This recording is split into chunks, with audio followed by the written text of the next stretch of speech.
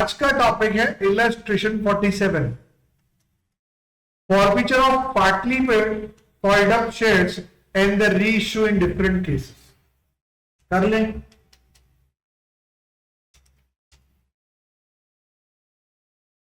Now Lakshmi Limited forwarded 500 shares for which 10 each for non-rent of first call rupees 3 per share. Final call rupees 2 per share is yet to be made. All the forfeited shares were reissued and passed journal entries for case 1. If the shares were reissued at rupees 5 per share, पहले forfeit की entry कर लेते हैं तो easy हो जाएगा। तो 500 shares पर आपने कितने मंगवा लिए? 10 नहीं मंगवाए। प्लस फाइनल कॉल अभी तक आपने 2 रुपए नहीं मंगवाया। टोटल 10 रुपए का शेयर है लेकिन 2 रुपए नहीं मंगवाया, 8 रुपए मंगवाए हैं।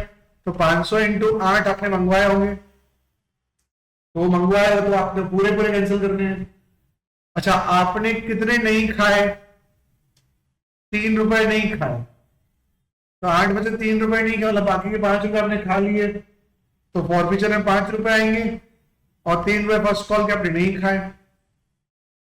फिर आपने उसको रीइश्यू कितने में किया?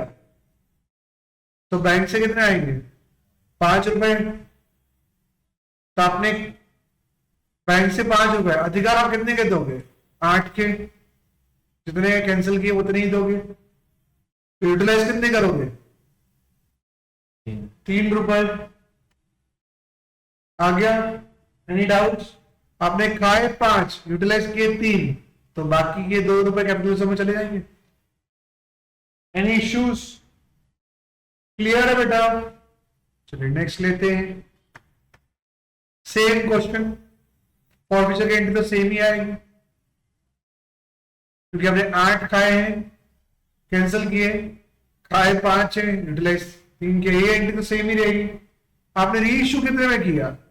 Shares were issue at rupees 9 पर शेयर, तो कैसा हुआ? बैंक से कितने आएंगे? 9 रुपए। अधिकार कितने के दोगे? 8 रुपए के। तो कैंसिल 8 के किए तो दोगे अधिकार 8 के ही ना, तो बाकी का प्रीमियम में चला जाएगा ना। तो बाकी खाया कितना? 5 रुपए। यूटिलाइज कुछ किया क्या? नहीं, तो वो किसमें जाए? कैपिटल में पूरे का पूरा 500 इंटू 5 कैपिटल। Any doubts? बेटा कोई डाउट है? नेक्स्ट। चलो क्वेश्चन भी सेम है, तो फॉरफीचर की एंट्री तो सेम ही आएगी, कोई प्रॉब्लम नहीं है उसमें। चलो, if this shares are issued at rupees 8 per share fully paid up, मतलब इन्होंने क्या किया? 8 मंगवा के शेयर फॉरफिट कर लिया, फिर आपस 2 रुपए मंगवाए और फिर री इश्यू किया। ये केस पूरा अलग है। इन्होंने क्या किया? मैं एग्जांपल ले रहा हूं। मान लो कि इन्होंने यहां पे एप्लीकेशन मंगवाया, बराबर, फिर अलॉटमेंट मंगवाया, फिर फर्स्ट कॉल मंगवाया और फिर फाइनल। एज्यूम आपका अब यहां पे फाइनल कॉल 2 रुपए का एप्लीकेशन, और वो कितने का बेटा? फर्स्ट कॉल कितने का है? 3 रुपए। तो फर्स्ट कॉल 3 का है। अब इनको समझ लो एप्लीकेशन और अलॉटमेंट 2 और 3 समझ लो एज्यूम। अब इन्होंने क्या किया कि एप्लीकेशन मंगवा लिया, अलॉटमेंट मंगवा लिया, फर्स्ट कॉल भी मंगवा लिया, फिर फॉरफिट किया। तो आपने कितना मंगवा लिया? 8 रुपए।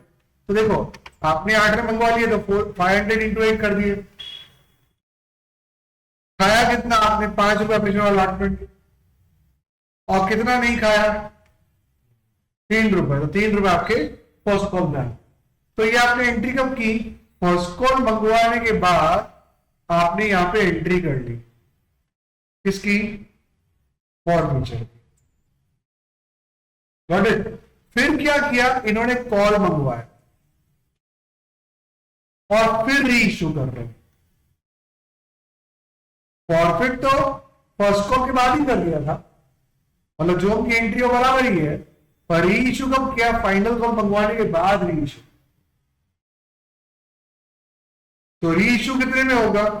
तो बैंक से कितने आएंगे? 8 रुपए। पर आप अधिकार कितने के दोगे? 10 रुपए, क्योंकि आपने पूरे 10 रुपए मंगवा लिए हैं, तो बैंक से आएंगे 8 रुपए, अधिकार दोगे 10 के, तो फॉरफिट कितने का होगा? 2 रुपए। अब खाया कितना? 5, यूटिलाइज कितना किया? 2, तो बाकी का 3 रुपए आ जाएगा। Any doubts? मतलब यहां पे भले कैंसल 8 का किया, पर आपको अधिकार 10 के देने पड़ेंगे, बिकॉज फॉरफिट करने के बाद कॉल मंगवा के फिर इशू किया। Any doubts?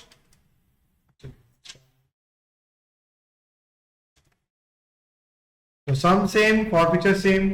If shares were reissued at ₹12, fully called up, ये भी वैसा ही हुआ कि यहां आपने फॉरफिट किया, यहां आपने फर्स्ट कॉल नहीं मिला, बंदे ने फॉरफिट कर लिया, फिर कॉल मंगवाया और फिर इशू किया, और इशू कितने में किया? 12। तो आपने खाए भले यहां पे 8 हो, आपको अधिकार कितने देने पड़ेंगे? 10। तो बैंक से कितने आएंगे यहां पे? 12। अधिकार कितने के दोगे? 10 के, तो बाकी के 2 रुपए क्या हो जाएंगे? Premium. Any doubts? Any doubts? तो आपने खाए कितने हैं? 5 रुपए, यूटिलाइज कुछ हुआ क्या? नहीं, तो बाकी कितने चला जाएगा? पूरा का पूरा कैपिटल रिजर्व में चला जाएगा। Any doubts? क्लियर हुआ? इलस्ट्रेशन 48 बताओ, बड़ा है? बहुत बड़ा।